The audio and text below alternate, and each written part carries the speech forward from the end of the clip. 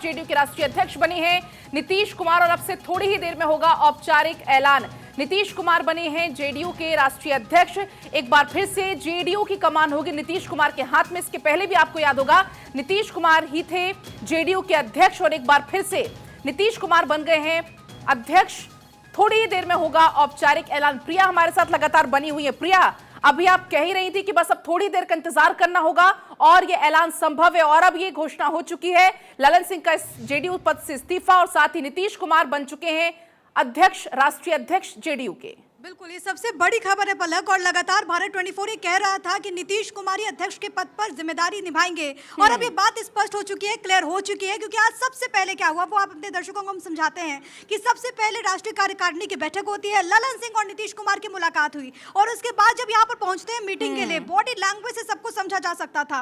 उसके बाद उन्होंने अपने इस्तीफे का ऐलान कर दिया और इसके बाद उन्होंने प्रस्ताव नीतीश कुमार का बतौर अध्यक्ष के तौर पर रख दिया है। यानी कि सबसे बड़ी बात कि जिन चेहरों के इर्द गिर्द अभी तक जनता दल यूनाइटेड की कमान घूमी है, उसी चेहरे को एक बार फिर से मौका, नीतीश कुमार को मौका यहां पर मिला है अध्यक्ष के तौर पर। क्योंकि अगर प्रस्ताव वहां पर रखा गया है तो जाहिर है कि इसका औपचारिक ऐलान अब से थोड़ी देर के बाद हो जाएगा। और जैसा कि हम लगातार कह रहे थे कि तमाम जो समर्थक है, तमाम जो कार्यकर्ता है, वो इसको लेकर के एक मत है कि नीतीश कुमार को ही जिम्मेदारी दी जाए। प्रिया, लौट रही हूं आपके पास। अक्षय, क्योंकि वहां पर मौजूद है, अक्षय कुछ कहना चाह रहे हैं। अक्षय,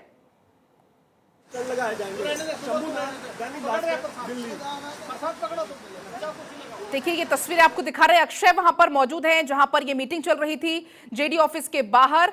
और ये देखिए यहां से पोस्टर्स हटने लगे हैं। ललन सिंह की तस्वीर इस पोस्टर में थी। अक्षय, ओवर टू यू, कुछ आप कहना चाह रहे थे?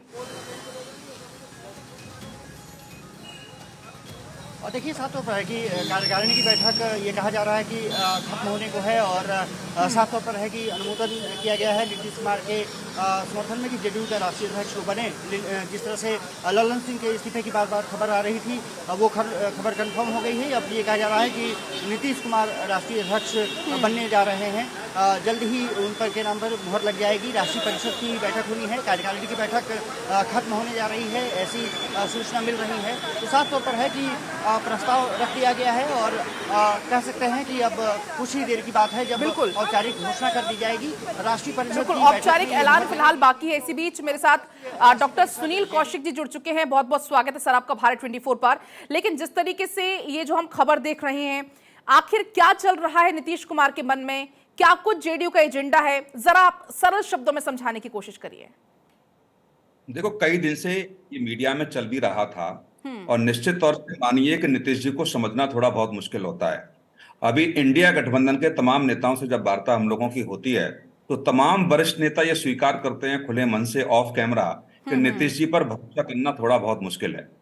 और नीतीश जी की पार्टी का यदि हम जब से गठन हुआ है तब से आज तक का यदि हम समीक्षा करेंगे तो कोई भी नीतीश जी की पार्टी का राष्ट्रीय अध्यक्ष ससम्मान विदाई उसने नहीं पाई है, ससम्मान उसको विदा नहीं किया गया है। तो ये कोई पहली बार नहीं हो रहा है कि ललन सिंह को तत्काल हटा दिया या इस्तीफा ले लिया और नीतीश जी राष्ट्रीय अध्यक्ष बन गए।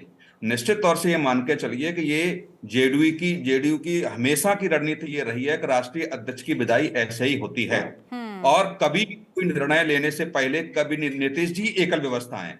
मैं सीधे सीधे साफ शब्दों में कहूं तो जेडीयू का मतलब नीतीश और नीतीश का मतलब जेडीयू है, इसके अलावा और कुछ नहीं उस बिहार की राजनीति में कह सकते हैं। लेकिन और जी जी जी कहिए। और दूसरे देखेंगे ये कयास लगाई भी जा रहे थे कि क्या बीजेपी ज्वाइन कर सकते हैं या बीजेपी के साथ गठबंधन में आ सकते हैं, विलय हो सकता है। शरद यादव जी, कई बार जब मेरी वार्ता होती थी अंतिम समय पर तो शरद यादव जी भी यही कहते थे कि नीतीश जी को समझना बहुत मुश्किल है, नीतीश जी के मन में क्या चल रहा है ये अनुमान लगाना बहुत मुश्किल है। और मेरे साथ और तमाम राष्ट्रीय अध्यक्षों के साथ जो नीतीश जी ने किया वो भारतीय राजनीति में अक्सर ऐसा होता नहीं है।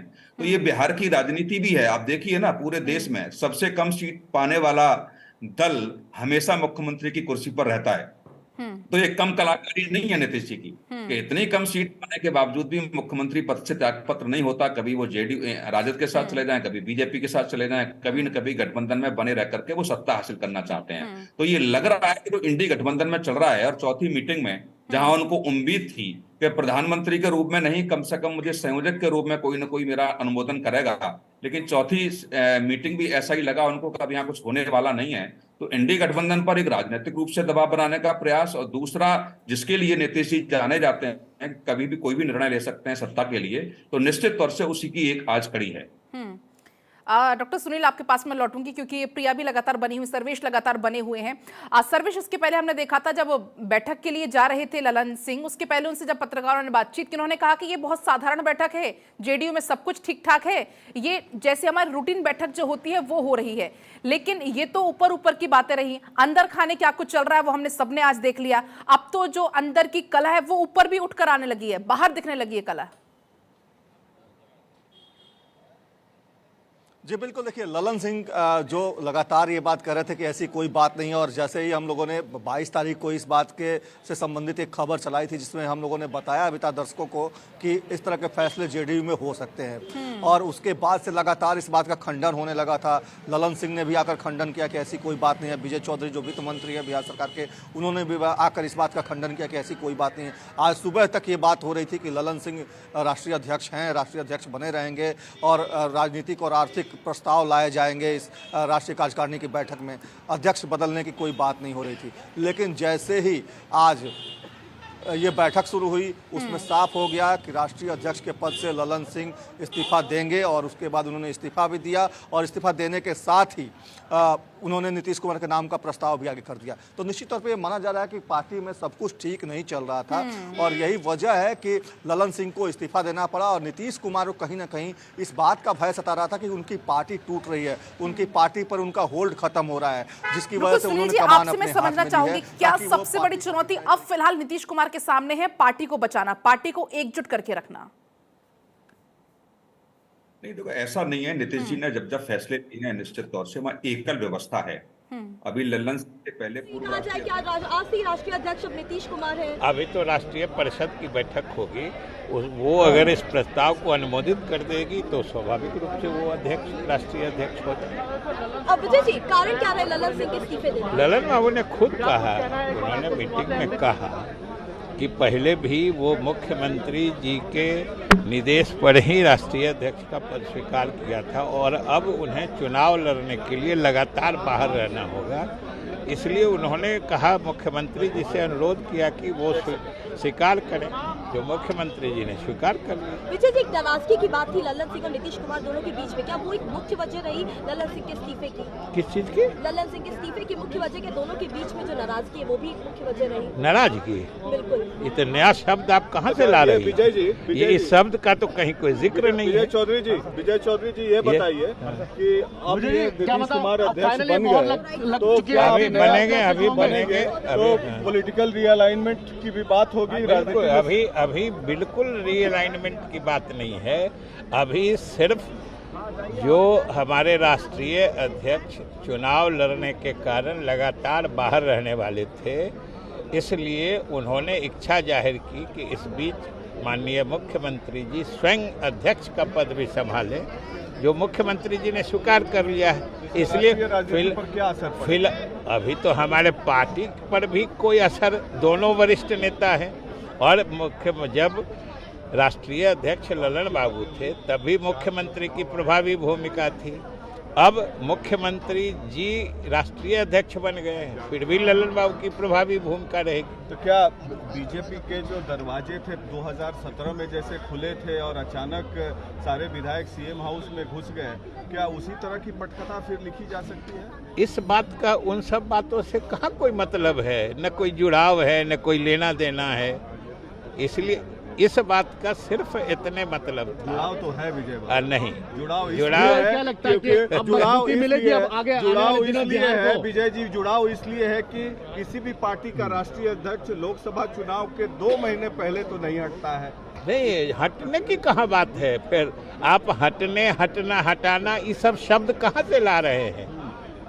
हमारे राष्ट्रीय अध्यक्ष ने कहा कि अब हम स्वयं चुनाव लड़ेंगे, इसलिए लगातार बाहर रहेंगे, इसलिए उन्होंने मुख्यमंत्री जी से अनुरोध किया, मुख्यमंत्री जी ने स्वीकार कर लिया है। और हमने कहा कि दोनों पहले प्रभावी, दोनों की भूमिका होती थी, आगे भी रहेगी।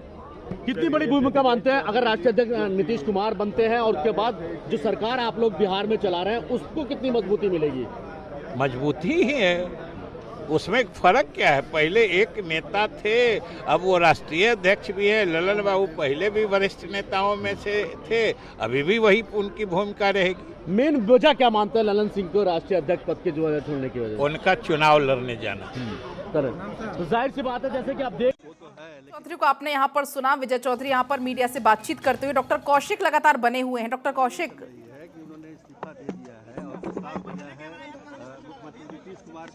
आधिकारिक तौर पर ये घोषणाएं 5 बजे की जाएंगी। 5 बजे करबद्ध प्रार्थना है। मैं भी अधिकृत नहीं हूँ, कोई और भी नहीं है। 5 बजे से पहले कोई भी घोषणा करने के लिए आप कोई भी कंक्लूजन निकालने के लिए स्वतंत्र हैं। ऑफिशियल प्रेस कॉन्फ्रेंस तब होगी जब राष्ट्रीय परिषद सारे प्रस्तावों को पास करेगी। दोबारा से नीतीश जी आएंगे बैठक में शामिल होने? वो तो सर्वत्र हैं। सर्वत्र है यही सर, इस्तीफे की बात ठीक है। नीतीश कुमार जिंदाबाद, जिंदाबाद, जिंदाबाद। नीतीश कुमार जिंदाबाद, जिंदाबाद। केसी त्यागी जेडीयू नेता को आप सुन रहे थे कि 3 बजे होनी है राष्ट्रीय परिषद की बैठक और उसके बाद 5 बजे होगा औपचारिक ऐलान। क्या कुछ 5 बजे औपचारिक ऐलान होता है? हर किसी की नजरें टिकी हुई है। 5 बजे बताएंगे। 5 बजे बताएंगे। 5 बजे बैठक के बाद खड़े को बोलिए सर, खड़े को बोलिए, यही बोलिए सर, बोल दीजिए खड़े होके सर, बोलिए खड़े। सुनिए, आप आगे सुनिए। 5 बजे प्रेस कॉन्फ्रेंस होगी जिसमें सारे हाँ ब्रह्मा जी निकाल दे माइक। तो केसी त्यागी यहां पर मीडिया से बातचीत करते हुए और इस बात का जिक्र करते हुए कि 3 बजे होनी है राष्ट्रीय परिषद की बैठक और उसके बाद 5 बजे प्रेस कॉन्फ्रेंस करके औपचारिक तौर पर ऐलान कर दिया जाएगा। हालांकि यहां पर वो मीडिया के सवालों से कुछ बचते बचाते भी नजर आए। इसके पहले हमने विजय चौधरी को सुना। उन्होंने कहा कि चुनाव लड़ने के लिए ललन सिंह ने इस्तीफा दिया है क्योंकि अब चुनाव उनको लड़ना है, ऐसे में वो ज्यादातर बाहर रहेंगे और इसीलिए ऐलान किया गया है इस्तीफे का। और इसी बीच हमारे साथ लगातार गेस्ट बने हुए हैं। सुनील कौशिक जी हमारे साथ लगातार बने हुए हैं। आपने विजय चौधरी को सुना होगा, उन्होंने सारी बातों को, नाराजगी की खासकर बात को अटकल कह दिया, नाराजगी की बातों को खारिज कर दिया और कुल मिलाकर उन्होंने ये कह दिया कि सब कुछ ऑल इज वेल चल रहा है अंदर ही अंदर। नहीं, ऑल इज वेल तो पिछले 4 दिन से ऑल इज वेल ही चल रहा था। जब मीडिया के कुछ वरिष्ठ पत्रकारों ने पूछा तो ऑल इज वेल ही था उनके लिए। लेकिन निश्चित से जो कुछ आज निकल के आया है, मीडिया ने कयास 4 दिन पहले ही लगा लिए थे कि वहां जेडीयू में क्या होने वाला है। मैंने कहा एकल व्यवस्था है नीतीश जी की पार्टी में, नीतीश जी ही पार्टी है और पार्टी ही नीतीश जी है। ये सब मैं कह सकता हूँ कि छोटे शब्दों में बड़ी बात मैंने कह दी। जो नीतीश जी चाहते हैं वही वहां होता है। और एक देखिए, आप कभी भी कोई भी जेडीयू का राष्ट्रीय अध्यक्ष, मैं फिर कह रहा हूँ, ससम्मान विदाई उसकी नहीं हुई। तमाम आरोप के साथ उनको विदा किया गया है। तो ये एक बड़ा है कि आप जो पार्टी अपने राष्ट्रीय अध्यक्ष पर ही अंतिम समय में भरोसा नहीं कर पाती है, वो कैसा वहां लोकतंत्र होगा। अभी पूर्व राष्ट्रीय अध्यक्ष को हटाया तो कहा कि बीजेपी के हाथों खेल रहे हैं। उनको मनसा लगी कि पूरी पार्टी को कहीं बीजेपी में विलय न करा दें। जब एक राष्ट्रीय अध्यक्ष पर ऐसे आरोप कोई पार्टी के वरिष्ठ नेता लगाने लगे तो निश्चित तौर से कह सकते हैं कि बिहार का जो लोकतंत्र है केवल और केवल लोकतंत्र नहीं है, और नीतीश कुमार के लिए भी ये कुछ नया नहीं है अपनों को एकदम से पराया कर देना। फिलहाल आप लोग बने रहिएगा इसी बीच, क्योंकि बहुत छोटा सा समय आपका लेंगे। फिलहाल वक्त इस वक्त की हेडलाइंस का।